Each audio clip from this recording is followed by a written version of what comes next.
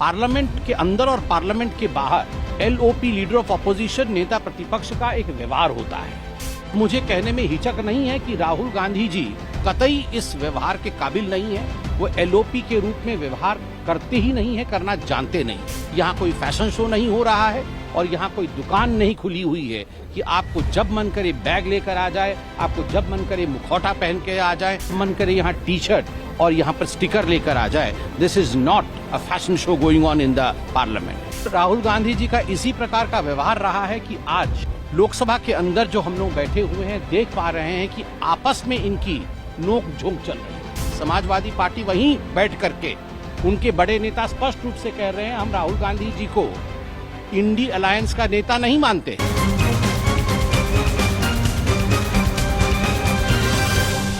बड़ा ही दुखद परिस्थिति है। भारतवर्ष विश्व का सबसे बड़ा लोकतांत्रिक देश है। जिस प्रकार से लोकतंत्र के मंदिर, आप पीछे सदन देख सकते हैं, सदन चलने नहीं दिया जा रहा है विपक्ष द्वारा। वो हम सब देख रहे हैं, पूरा देश और पूरा हिंदुस्तान देख रहा है। यहां जिस प्रकार से नाटक किया जा रहा है प्रतिपक्ष द्वारा, यह शोभनीय नहीं है। कभी टी शर्ट पहन के आना, कभी स्टिकर चिपका के आना, कभी मास्क पहन के आना, कभी बैग लेकर आना, कभी मुखौटे पहनकर आना। अगर प्रतिपक्ष को और विपक्ष को लगता है यही नेतागिरी है और यही लोकतंत्र है, तो मुझे लगता है उन्होंने लोकतंत्र के और संविधान के सही अर्थ को समझने में भूल किया है।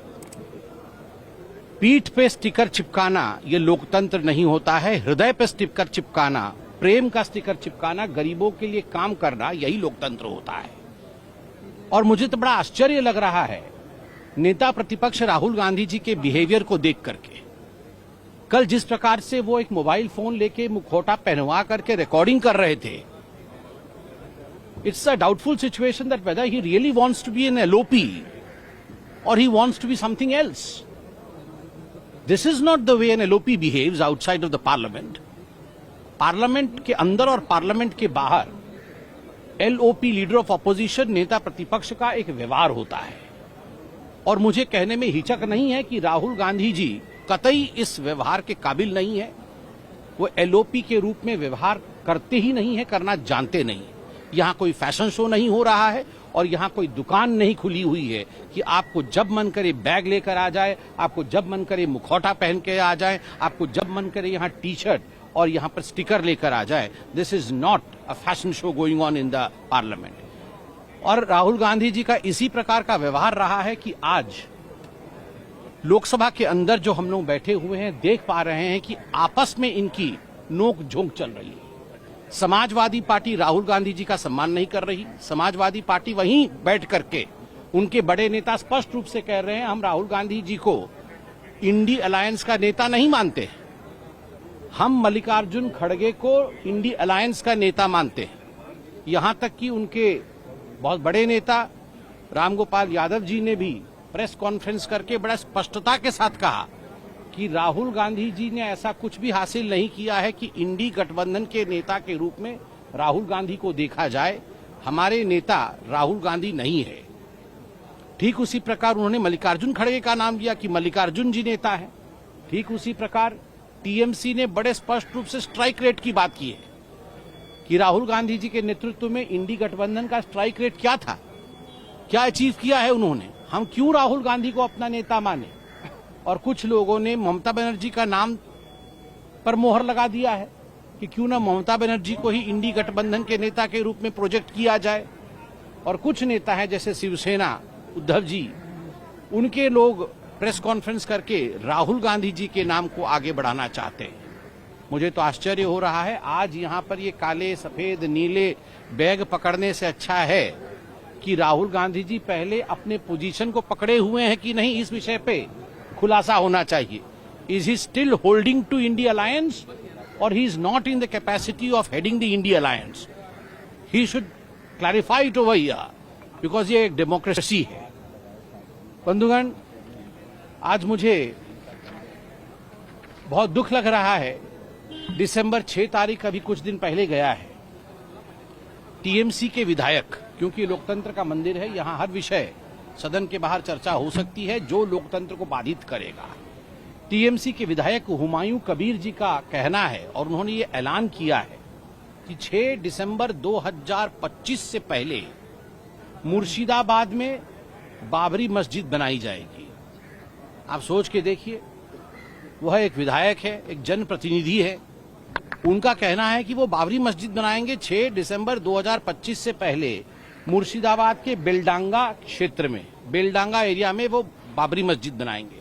और उनका कहना है यहाँ जो अधिकांश आबादी है वो मुसलमान बंधुओं की है, मुसलमान बाहुल्य क्षेत्र है, इसलिए हमारे लिए बाबरी मस्जिद बहुत अनिवार्य है और सभी लोग बाबरी मस्जिद चाहते हैं।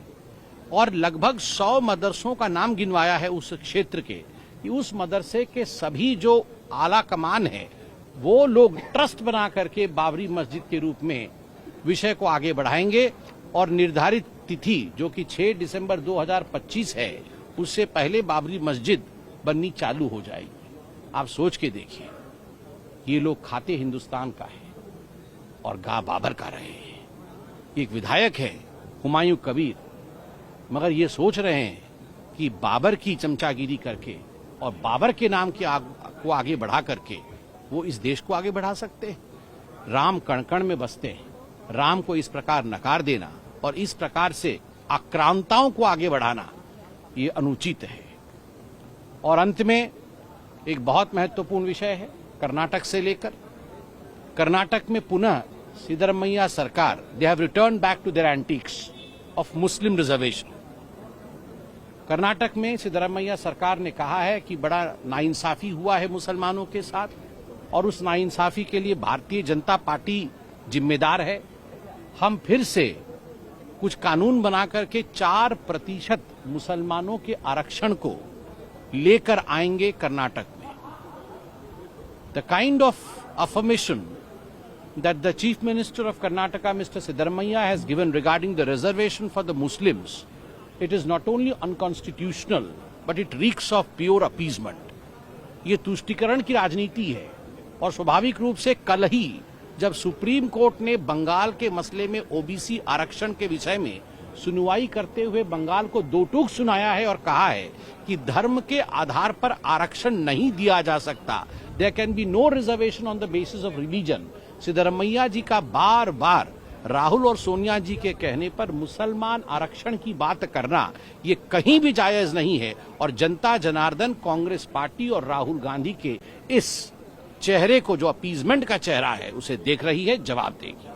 राहुल गांधी के कंडक्ट को लेकर जो आपने कुछ कहा, क्या इस पे कोई आप कहीं पर कोई स्पीकर से अपील कर रहे हैं या फिर आप मीडिया में कह रहे हैं कि राहुल गांधी को इस तरह का कंडक्ट नहीं करना चाहिए, बैज लगाकर आना या खुद से मोबाइल से खींचना, क्या? देखिए, राहुल गांधी जी, उनका जो वर्ताव है, उनका जो बिहेवियर है, it does not behave of the LOP. ये उनका वर्ताव, उनका व्यवहार एक नेता प्रतिपक्ष के व्यवहार के अनुरूप नहीं है। नेता प्रतिपक्ष एक जिम्मेदार व्यक्ति का होना चाहिए, उसकी बातों में गरिमा होनी चाहिए, उनके बातों में एक तटस्थता होनी चाहिए। But as I have always said, Rahul and responsibility never move together. कभी भी राहुल गांधी और जिम्मेदारी साथ में चले, ऐसा हो ही नहीं सकता है।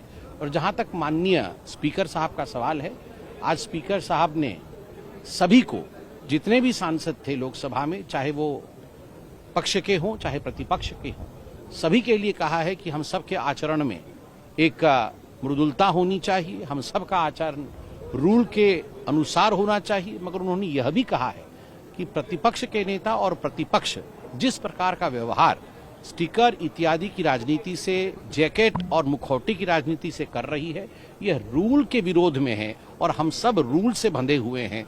चाहे कितना बड़ा भी नेता कोई क्यों ना हो, रूल के विपरीत काम नहीं कर सकता। सदन में जो गतिरोध है उसका हल कैसे निकलेगा जब एक तरफ कांग्रेस जो है अडानी का मुद्दा उठा रही है और आप लोग सोरोस का मुद्दा? देखिए, सदन में गतिरोध के मुद्दे को लेकर कमिटीज बनी हुई है। This is a property of the parliament. जिन नेताओं को बातचीत करनी चाहिए वो बातचीत कर रहे हैं।